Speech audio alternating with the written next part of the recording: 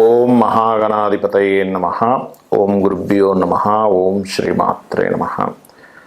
పరమేశ్వర స్వరూపమైనటువంటి జ్యోతిష, వాస్తు మరియు ఇతర అనేకమైనటువంటి శాస్త్రములను మనకు అందించినటువంటి మహర్షులకి నమస్కారం. హయగ్రీవ హయగ్రీవ హయగ్రీవేతియో వదేత్ తస్స నిస్సరతే వాణి జహ్నుకన్యా ప్రవాహవత్.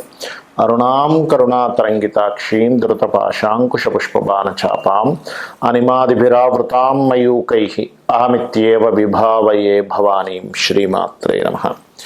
ప్రేక్షకులకి ఆ లలితాంబిక అమ్మవారి యొక్క అనుగ్రహం పరిపూర్ణంగా కలగాలని మనస్ఫూర్తిగా కోరుకుంటూ మనం ఈరోజు చెప్పుకోవేటువంటి టాపిక్, మన జీవితంలో ధనం వచ్చేటువంటి మార్గం ఏ రూపంలో ఉంటుంది, మనం నష్టపోయేటువంటి మార్గం ఏ రూపంలో వస్తుంది అనేటువంటి విషయం మనకు తెలిసినట్లయితే జీవితంలో నష్టపోకుండా ఉంటాము, ధనం రాబడి ఉంటుంది. అయితే దీనికి ప్రతి లగ్నానికి స్పెసిఫిక్గా కొన్ని ఉంటాయి. అలాగే అసలు date of birth, time, place తెలియని వాళ్ళకు కూడా ఎలా చేసుకోవాలనేటువంటి చెప్తాను. కాబట్టి ఏంటంటే వీడియో ఎండింగ్ వరకు చూస్తే ఇన్ఫర్మేషన్ అనేటువంటిది ఉంటుంది. మొట్టమొదటిగా మనం ఇక్కడ కండిషన్స్ అసలు ఏమిటి, మళ్ళీ ఇక్కడ విదేశాల్లో ఉద్యోగం చేసే వాళ్ళకి వేరే ఉంటుంది, అవన్నీ కూడా నేను మీకు ఆఖరి వరకు చెప్తాను, చూస్తూ ఉండండి. తులాలగ్నము, తులారాశి అంటే లగ్నమే మెయిన్గా తీసుకోండి, రాశి ఈజ్ ద నెక్స్ట్ స్టెప్. ఇప్పుడు ఈ తులలో మీరు జన్మించారు ఉదాహరణకి, ఈ తులాలగ్నానికి పర్టికులర్గా ధనాన్ని ఇచ్చే కారకులు ఎవరు, వ్యయాన్ని ఇచ్చే కారకులు ఎవరు అనేటువంటి తీసుకోవాలి. అయితే ఇక్కడ ఈ తులాలగ్నం దగ్గరికి వచ్చేసరికి వ్యయాధిపతి భాగ్యాధిపతి కూడా అవుతాడు. సో దీనికి ఉన్నటువంటి ఇదేమిటంటే ఇక్కడ వ్యయాధిపతి కనుక బాగుంటే ఒక అద్భుతం జరుగుతుంది. ధనాధిపతి సహజంగా ప్రతి లగ్నానికి ధనాధిపతి శుభుడు అవ్వాలని రూల్ లేదు. బట్ ఇక్కడ ఏంటంటే మీరు వీడియో ఎండింగ్ వరకు చూసినట్లయితే దీని పూర్తి వివరణ అనేటువంటిది మీకు అర్థమవుతుంది. రైట్, ఇక్కడ విషయానికి వస్తే కనుక మీ ధనాధిపతి ఎవరు, మెయిన్గా ఫైనాన్స్ అనేటువంటి వేటి మూలంగా జనరేట్ అయ్యేటువంటి కాంబినేషన్లో మీరు పుట్టారనేది తెలుసుకోవాలి. ప్రతి వ్యక్తి కూడా ఏదో ర్యాండమ్గా అలా పుట్టేయడం జరగదు, గుర్తుపెట్టుకోండి. పూర్వజన్మల్లో చేసినటువంటి పాప పుణ్య కర్మలన్నిటిని యాక్యురేట్గా క్యాల్కులేట్ చేసి ఒక వ్యక్తికి మార్కులు ఎలా వేస్తారో ఆ రకంగా ఈ పంచభూతాలు, దేవతా సంబంధించినటువంటి ఏవైతే మన కర్మని నిర్ధారించేటువంటి దేవతా సమూహం ఏదైతే ఉంటుందో అది మొత్తం కరెక్ట్గా పలానా గృహంలో, పలానా ఫ్యామిలీలో, పలానా సంతానంగా నువ్వు పుట్టాలి అని చెప్పి డిసైడ్ అయి ఉంటుంది, పలానా కర్మ అనుభవించాలని డిసైడ్ అయి ఉంటుంది. అందులో మనం ఇప్పుడు ధనము వ్యయము గురించి మాట్లాడుకుంటున్నాం కాబట్టి ధనాధిపతి ఎవరు, మీకు కుజుడు అవుతాడు. ఈ కుజుడు ఇది ఎవరితో లింకప్ అయి ఉన్నాడు, ఎక్కడ ఇంప్రూవ్మెంట్స్ తీసుకొస్తాడు ఏమిటి అని చెప్పి మనం కరెక్ట్గా దీన్ని అర్థం చేసుకుంటే సప్తమాధిపతి ద్వితీయాధిపతి ఒక్కలన్నమాట. ఇక్కడ అంటే ఏమిటి, ధనం అనేటువంటిది జీవిత భాగస్వామి రావడంతో లేదా ఒక పార్ట్నర్స్తోని వస్తుంది. ఎప్పుడు వస్తుంది ఏమండి, 27 ఉన్న ప్రతి ఒక్కరికి జీవిత భాగస్వామి ద్వారా వస్తుందా అంటే కాదు. ఇక్కడ మనం అర్థం చేసుకోవాల్సింది, చాలా ఇన్డెప్త్గా అర్థం చేసుకోవాల్సింది ఏంటంటే ఈ మార్స్ బాగుంటేనే వస్తుందండి. కుజుడు పాడయ్యాడు మళ్ళీ రాదు, పోతుంది. అంటే మనం ఏంటి, కుజుడు ఉన్నాడండి నాకు ధనాధిపతి, నేను వెళ్ళి రియల్ ఎస్టేట్ చేస్తాను, లేదా మా భార్య పేరు మీద లేదా వాళ్ళ జీవిత భాగస్వామి హస్బెండ్ కావచ్చు, వైఫ్ కావచ్చు, చేసేస్తానండి నాకు డబ్బులు వస్తాయా, అది మీరు బాగా అర్థం చేసుకోవాల్సింది ఏంటంటే అదేమైంది. ఇప్పుడు చూడండి, మనకి మెడికల్లో ఒక ఇది ఉంటుంది, ఆటో ఇమ్యూనిటీ డిజార్డర్ అని ఉంటుంది. అంటే ఏమిటి, ఇమ్యూనిటీ మనకి మన బాడీని కాపాడేది, మనకి శక్తిని ఇచ్చేది, హెల్త్ని కాపాడేటువంటిది. ఒక్కోసారి ఏమవుతుంది, అది రివర్స్ అయిపోద్ది, అంటే మన ఇమ్యూనిటీ మన మీద దాడి చేస్తూ ఉంటుంది. అట్లాగే జన్మజాతకంలో కూడా ఒక్కొక్కసారి ఏమవుతుంది అంటే ధనాన్ని ఇచ్చే కారు కూడా రివర్స్ అవుతాడు ఒక్కోసారి. అప్పుడు ఏమవుతుంది, కుటుంబ సభ్యులతో ఏదో బిజినెస్ చేసాం, లేకపోతే జీవిత భాగస్వామి పేరు మీద చేసాం, లేదా జీవిత భాగస్వామే ధనానికి. కొంతమంది చూడండి, అయ్యో వివాహం చేసుకున్నానండి, దాని తర్వాత ఆవిడ పెద్ద ఇది గొడవ జరిగిపోయింది, ఆవిడ ఇంత కావాలని డిమాండ్ చేస్తుంది, మేము డబ్బులు ఇచ్చేయాల్సి వచ్చింది అంటారు. అంటే దాని అర్థం ఏంటి, ఈ 27 కాంబినేషన్ తులాలగ్నం 27 కాంబినేషన్ మార్స్ బాగున్నాడా మీకు డబ్బులు వస్తాయి.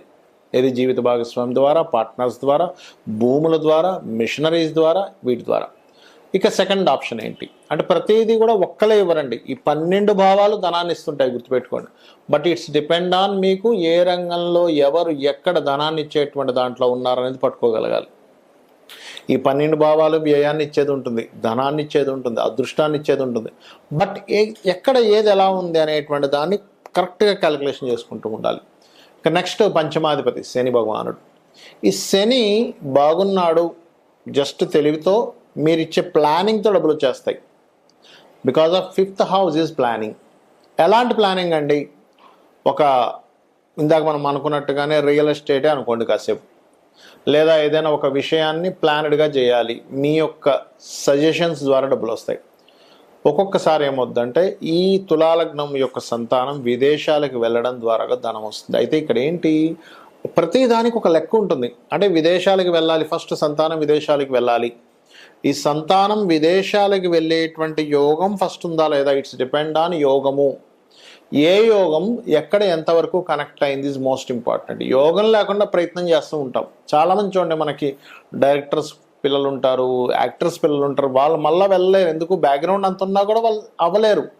అదేమిటండి, అంత పెద్ద స్టార్ కొడుకు అవ్వలేదా, డైరెక్టర్ కొడుకు అవ్వలేదా, ఏమిటిది ఆశ్చర్యం అనిపిస్తుంది. This is call yoga. యోగం ఉంటేనే అవుతారు. యోగం ఉంటే ఎటువంటి బ్యాక్గ్రౌండ్ లేకుండా కూడా వాళ్ళు లైఫ్లోకి వెళ్ళిపోతారు. ఇప్పుడు మనకి చూడండి, ఉదాహరణకి చాలామంది యాక్టర్స్ ఉన్నారు. అలా చాలామంది యాక్టర్స్ బ్యాక్గ్రౌండ్ లేకుండా ఎలా పైకి వచ్చి రాగలిగారు అంటే ఇట్స్ డిపెండ్ ఆన్ యోగము. ఇది గుర్తుపెట్టుకోండి.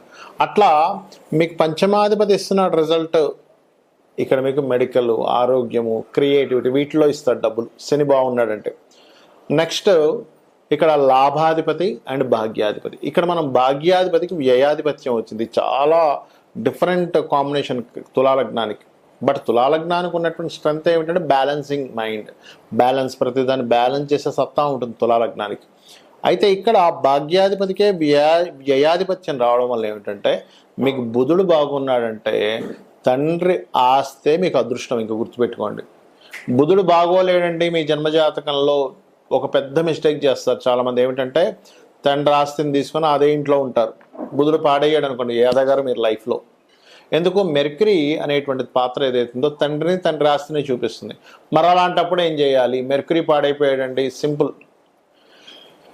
మీకు గనక బుధుడు పాడైతే ఇక్కడ 2 విషయాలు. ఒకటి, తండ్రి ఆస్తి మీరు యాజ్ ఇట్ ఈజ్గా తీసుకోకూడదు, తీసుకుంటే ఇబ్బంది. మరి దాన్ని ఏం చేయాలంటే ఆ ఆస్తిని అమ్మి అదే డబ్బులతో ఇంకో దగ్గర కొనుక్కోవాలి. యాజ్ ఇట్ ఈజ్గా ఉండకూడదు. మీ వర్క్కి, మీ యొక్క దీనికి సెట్ అయ్యేటువంటి డైరెక్షన్స్లో తీసుకోవాలి. రెండవది, 12వ అధిపతి పాడైతే సర్వసాధారణంగా ఏమిటంటే వివాహ సంబంధించినటువంటి విషయాల్లో ఇబ్బందులు ఎదుర్కొంటారు. అయితే ఇక్కడ ఈ పాడవడం అనేటువంటి 12th లార్డ్ డైరెక్ట్గా ఇస్తాడా, ఇంకో గ్రహానికి అప్పచెప్తాడా అనేటువంటిది ఎవరి జన్మజాతకంలో వాళ్ళ పర్సనల్ చార్ట్స్లో ఉంటాయి. అయితే ఇక్కడ ఈ 12వ అధిపతి భాగ్యాధిపతి ఒక్కడయ్యాడు కాబట్టి బుధుడు యొక్క రోల్ చాలా ఎక్కువగా ప్లే చేస్తూ ఉంటుంది. కానీ బుధుడు కనుక బాగుంటే నేను ఇందాక చెప్పినట్టుగా తండ్రి ఆస్తి మూలంగా వస్తుంది. నెక్స్ట్ విదేశాలకు వెళ్ళడం ద్వారా కూడా భాగ్యం అనేటువంటిది కనెక్ట్ అవుతుంది బుధుడు బాగుంటాయి. అయితే ఇక్కడ మనకి పర్టికులర్గా మీరు కుజ, రవి, ఎందుకంటే ధనాధిపతి, లాభాధిపతి. రవి గనక బాగున్నాడా ఇంకా బిజినెస్లో, అందులో ముఖ్యంగా వ్యాపారాలకు సంబంధించిన విషయంలో, ఆరోగ్యాన్ని ఇచ్చేటువంటి బిజినెస్లో అద్భుతంగా రాణిస్తారు, అందులో ఎటువంటి సందేహం లేదు. అయితే మీరు చేయవలసిన దేవతారాధన మాత్రం కాళికా అమ్మవారి యొక్క ఆరాధన చేయండి, అన్ని విధాలు బాగుంటుంది. ఇక్కడ ముఖ్యంగా మీకు నేను చెప్పాను, ధనాధిపతి ఒక గ్రహంతో కనెక్ట్ అయినప్పుడు దాని మూలంగా డబ్బులు వస్తాయి. అంటే చిన్న ఎగ్జాంపుల్ చెప్తాను చూడండి. ధనాధిపతి రవితో కనెక్ట్ అయ్యాడు, అప్పుడు మీరు ఏం చేయాలి? రవి బాగున్నాడా, ఆటోమేటిక్గా మీరు మెడికల్ రిలేటెడ్ వాటిల్లో వెళ్ళిపోతే బాగా వస్తాయి డబ్బులు. అది ఆరోగ్యాన్ని ఇచ్చే ఏదైనా సరే. చంద్రుడితో కనెక్ట్ అయ్యాడు, కంప్యూటర్స్, ఫుడ్ రిలేటెడ్. కానీ చాలామంది అడుగుతుంటారు, ఏమంటే నాకు హోటల్స్ పెట్టచ్చా? ఫుడ్, చంద్రుడు బాగున్నాడా, ధనాన్ని కనెక్టివిటీ ఇస్తున్నాడా, ఆ మహాదశ నడుస్తుందా? గుడ్. అలా కాదండి, నేను సెక్యూరిటీ సర్వీసెస్ పెట్టుకుందాం అనుకుంటున్నాను, మార్స్ బాగుండాలి. అలాగా సార్ నేను ఒక ఏజెన్సీ పెట్టుకుందాం అనుకుంటున్నా, ఏజెన్సీ ద్వారా నాకు డబ్బులు రావాలనుకుంటున్నా, ఏమిటి? మెర్క్యూరీ బాగుండాలి. కాదండి నేను పలానా ఒక స్కూల్ ఆర్ కాలేజ్ పెట్టుకుందాం అనుకుంటున్నాను, జూపిటర్ బాగుండి, జూపిటర్తో ధనాధిపతి కనెక్ట్ అయ్యి ఉండాలి. కొంతమంది మ్యారేజ్ బ్యూరోస్ పెట్టుకుని ఉంటారు, లేకపోతే ఫ్యాషన్ డిజైనింగ్ పెట్టుకుంటూ ఉంటారు, బ్యూటీ పార్లర్స్ పెట్టుకుంటూ ఉంటారు, లేనట్లయితే ఏదైనా అందమైన వస్తువులు అమ్మేటువంటిది పెట్టుకుంటూ ఉంటారు, కాస్ట్లీ వస్తువులు అమ్మేది పెట్టుకుంటారు. వీనస్ బాగుండి, వీనస్ ధన స్థానాన్ని సంబంధం కలిగి ఉండాలి, అప్పుడు 5th కనెక్టివిటీ కూడా ఉండాలి. అయితే ఇక్కడ ఏంటంటే ఎప్పుడు కూడా ప్లానెట్ బలం ఎంత ఉంది, అది పాపకర్తిలో ఉందా, శుభకర్తిలో ఉందా, ఈజ్ మోస్ట్ ఇంపార్టెంట్. కొంతమంది ఏం చేస్తారు, కన్సల్టెన్సీ సెంటర్స్ పెట్టుకుంటారు, అంటే వీళ్ళు జాబులు ఇప్పిస్తూ వాళ్ళు అందులో కొంత కమిషన్ తీసుకుంటారు. అలాంటప్పుడు సాటర్న్ బాగుండాలి. రాహు ఉన్నాడు అనుకోండి, ఉదాహరణకి రాహు ఏంటి, విదేశాలకు వెళ్ళి ధనం సంపాదించడము, అట్లా కొంతమంది ఆధ్యాత్మికమైనటువంటి చింతన, పూజలు చేస్తూ పౌరహిత్యంలో ఉంటారు. అప్పుడు కేతువు వాళ్ళకి బలంగా ధనయోగాన్ని ఇవ్వడం, కేతువు గురువు ఇద్దరు కలిసి ధనయోగాన్ని అద్భుతంగా ఉంటుంది. అంటే ఇక్కడ ఏమిటంటే ఒకటి గుర్తుపెట్టుకోండి, ఈ కాంబినేషన్ ఏదైతే ఉందో ఈ కాంబినేషన్ రిజల్ట్ మీద ఆధారపడి ఉంటుంది. అలాగే 12వ స్థానాధిపతి కూడా పాడైతే ఇక్కడ నేను మీకు ఏం చెప్పాను, ఖర్చులు ఆ రూపంలో అవుతాయని చెప్పాను. ఇప్పుడు మనకి ఖర్చులు వేస్టేజ్ అయిపోతాయా బాగొస్తాయా అంటే ఈ 12వ అధిపతి బాగుండడం లేదా 12వ అధిపతి పాడైపోవడం. సేమ్ ప్యాటర్న్ మీరు ఏం చేయాలి, 12వ అధిపతి కనుక రవితో ఉండి పాడైపోయాడు అంటే మీరు తండ్రి యొక్క బాధ్యతలు మీ మీద పడడం వల్ల, తండ్రి సరిగ్గా స్టెబిలిటీ లేకపోవడం వల్ల మీరు ఆ బాధ్యతలకు ఖర్చు పెట్టేస్తుంటారు మీ డబ్బులని. అలా కాదండి, నాకు 12వ స్థానాధిపతి కొంతమందికి ఎట్లా ఉంటుందంటే వ్యసనాల్లోకి వెళ్ళిపోతారు. అంటే అట్లాగా రకరకాల డ్రింకింగ్ హ్యాబిట్స్ అని, లేకపోతే అటు ఇటు పిచ్చి పిచ్చిగా ఖర్చు పెట్టేసేయడం కానివ్వండి, రకరకాల హ్యాబిట్స్ ఉంటాయి. ఇవాళ రేపు మీకు తెలియని విషయం కదా, దాన్ని నేను చెప్పక్కర్లేదు ప్రత్యేకంగా. అట్లా ఆ రకంగా అయిపోతూ ఉంటుంది. లేదండి, కొంతమందికి ఏమవుతుంది, ఎక్కువ తిరగడం ద్వారా స్పెండ్ చేస్తుంటారు. ఆ టూర్ అంటారు, ఈ టూర్ అంటారు. మూన్ 12వ స్థానంతో ఉంటే అప్పుడు అది అట్లా. మార్స్ అనుకోండి, అనవసరమైన గొడవల్లో ఇరుక్కొని ఆ కేసెస్ చుట్టూ తిరుగుతుంటారు. జూపిటర్ అయినా సరే కోర్టు కేసెస్ చుట్టూ తిరుగుతుంటారు.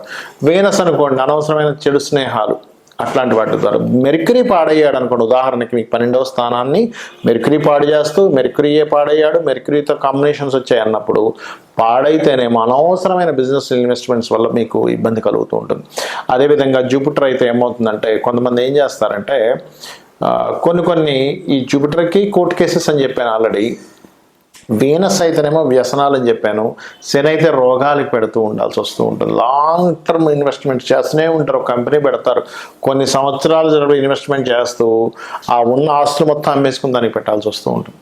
ఆ రకంగా రాహుకేతువులు అయితే కొంతమంది సాఫ్ట్వేర్ కంపెనీస్ పెట్టి ఇబ్బంది పడుతుంటారు. అంటే ఇక్కడ ఏమిటి, మరి ఇలా ఉందండి, మరి దీనికి రెమెడీ ఏమిటి? ఎందుకంటే సరే నాకు డబ్బులు వస్తున్నాయి, ఫైన్, డబ్బులు పోతున్నాయి, అర్థమవుతుంది, కానీ ఏమిటి రెమెడీ ఏమిటి? It's very clear. మీకు సన్ ద్వారా కనుక మీకు ఇబ్బంది అవుతుంది అంటే సూర్యభగవానుడు ఆరాధన రెగ్యులర్గా చేయండి, మీకు ఖచ్చితంగా బయటపడిపోతారు. సండే మీరు ఉపవాసం ఉంటూ ఉండండి. మూన్ ద్వారా అవుతుందంటే సోమవారం ఉపవాసం ఉండండి. అయితే ఉపవాసాల్లో ముఖ్యంగా మనకి పూర్తి ఉపవాసం ఏకాదశికి మాత్రమే చెప్పారు, కానీ మండే కనుక మండేస్ మీకు తెలుస్తుంటుంది. మండేస్ ఎక్కువగా ఇబ్బంది వస్తుంది నాకు, ఎందుకంటే జాతకం లేదు. సండేసే నేను ఎక్కువ ఇబ్బంది పడుతున్నాను. సన్ నక్షత్రాల్లో అంటే ఏంటి, కృత్తిక, ఉత్తరాషాఢ నక్షత్రాలు ఎక్కువగా అవుతుంది అన్నప్పుడు మీరు సండేస్ ఉపవాసం ఉండాలి, సూర్య నమస్కారాలు చేస్తూ ఉండాలి. చంద్రుడి ద్వారా వస్తుంది, సోమవారాల్లో నాకు ఎక్కువ నష్టం జరుగుతుంది, ఎందుకంటే ఇక్కడ జాతకం లేని వాళ్ళకు కూడా చెప్తానన్నాను నేను మీకు. అప్పుడు అలాంటప్పుడు ఏం చేయాలి, ఈ పరమేశ్వరుడి యొక్క ఆరాధన, శివలింగానికి అభిషేకాలు చేస్తూ ఉండాలి. బియ్యం దానంగా ఇస్తూ ఉండాలి. ఆదివారం అయితేనేమో గోధుమలు దానంగా ఇస్తూ ఉండాలి.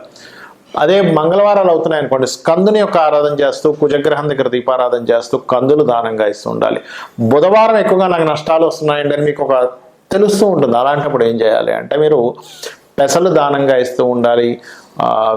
అదేవిధంగా గోవులకి గోంగూర తినిపిస్తూ ఉండాలి. అదేవిధంగా గురువారం అవుతుంది అనుకోండి, శనగలు దానంగా ఇవ్వడము, నవగ్రహాల్లో గురుగ్రహం దగ్గర దీపారాధన చేయడం. శుక్రవారం ఎక్కువ అవుతుంది అనుకోండి, బొబ్బర్లు దానంగా ఇవ్వడం, అమ్మవారి ఆరాధన చేయడం, అమ్మవారి ఆలయాలకు వెళ్ళడం. శనివారం అవుతుంది అనుకోండి, మీకు ఈశ్వరారాధన చేయడము లేదా ఆంజనేయ స్వామి ఆరాధన చేయడము, నువ్వులు దానంగా ఇవ్వడము. శనికి సంబంధించిన ఎక్కువగా ఇబ్బంది ఉందనుకోండి, నూనెలో మీ ముఖాన్ని చూసుకొని దాన్ని చక్కగా బాటిల్లో వేసి ఈశ్వరాలయంలో దీపారాధన కోసం ఇవ్వండి. ఖచ్చితంగా మీ దోషం అనేటువంటిది పోతుంది.